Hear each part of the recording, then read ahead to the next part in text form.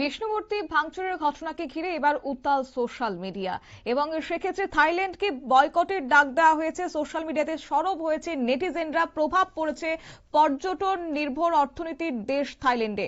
বিস্তারিত জানাবো, সঙ্গে যুক্ত হয়েছে প্রতিনিধি সৌম্য মুখোপাধ্যায়। সৌম্য, কি বলবে?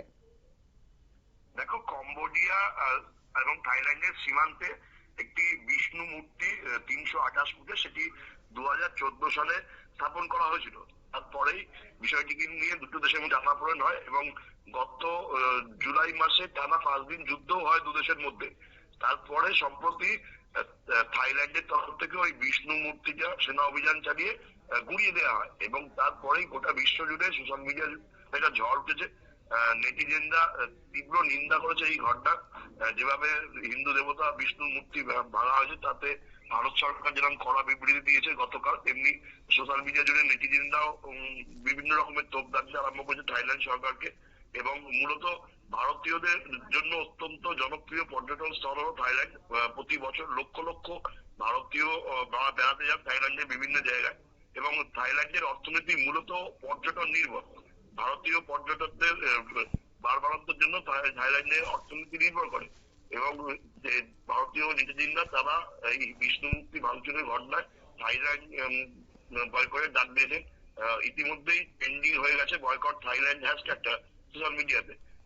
এক নেটিজেন ভারতীয়দের কাছে আবেদন করে লিখেছে যে আপনারা থাইল্যান্ডের ভ্রমণের বিষয়টা পুনর্বিবেচনা করুন, কারণ কম্বোডিয়ার মাটিতে হিন্দু ঐতিহ্য ধ্বংস হয়েছে।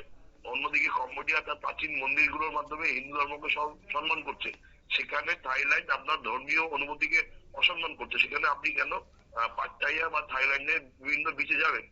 তাই জন্য সমস্ত বুকিং বাতিল করুন এবং থাইল্যান্ডকে এমন শিক্ষা দিন তারা যেন নতজানু হয়ে ক্ষমা ভিক্ষা করে।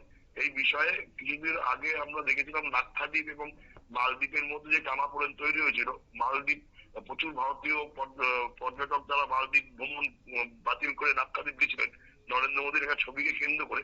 ফের ভারত সরকারের তরফ থেকে যে থাইল্যান্ডের এই অভিযান নিয়ে তীব্র নিন্দা করা হয়, তারপরেই সোশ্যাল মিডিয়ায় ভারতীয়রা এই বিষয়টিকে সাড়া দিয়েছেন এবং তারা বয়কট থাইল্যান্ডের হ্যাশট্যাগ ট্রেন্ডিং করেছেন।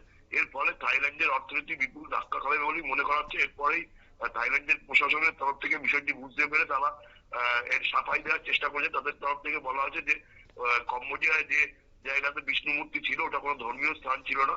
সীমান্তে নিরাপত্তার কারণেই সেনাবাহিনী পদক্ষেপ করেছে, কারোর ধর্মীয় ভাবাবেগে আঘাত দেওয়ার উদ্দেশ্য আমাদের ছিল না। যদিও এই বিষয়টি সাফাই গিয়েও তারা কোনো লাভ করতে পারছে না, কারণ ইতিমধ্যেই খবর পাওয়া যাচ্ছে যে প্রচুর ভারতীয় তাদের থাইল্যান্ড ভ্রমণ ক্যান্সেল করতে আরম্ভ করেছে। ফলে এই বিষ্ণু মূর্তি ভাঙার ঘটনা থাইল্যান্ডের পর্যটন নির্ভর অর্থনীতিতে বড় সড় একটা আঘাত আনবে বলেই মনে করা হচ্ছে। শতাব্দী। ধন্যবাদ। অর্থাৎ নিন্দার ঝড় উঠছে সর্বত্র এবং ধর্মীয় অনুভূতির আঘাতের অভিযোগ তুলে বিভিন্ন সোশ্যাল মিডিয়া প্ল্যাটফর্মগুলিতে এবার বয়কট আন্দোলনের ডাক দেওয়া হচ্ছে, হ্যাশট্যাগে ভর করে ক্রমশ সেক্ষেত্রে প্রতিবাদের সুর যেন আরো জোরালো হচ্ছে এবং এই প্রবণতা যদি দীর্ঘস্থায়ী হতে থাকে তাহলে পর্যটন নির্ভর অর্থনীতির দেশ থাইল্যান্ডের উপর একটা অর্থনীতিতে বিরাট ধাক্কা পড়তে পারে বলে কিন্তু মনে করছেন ওয়াকিবহাল মহল। নিয়ে নিচ্ছি ছোট্ট একটি বিজ্ঞাপন বিরতির সঙ্গে থাকুন।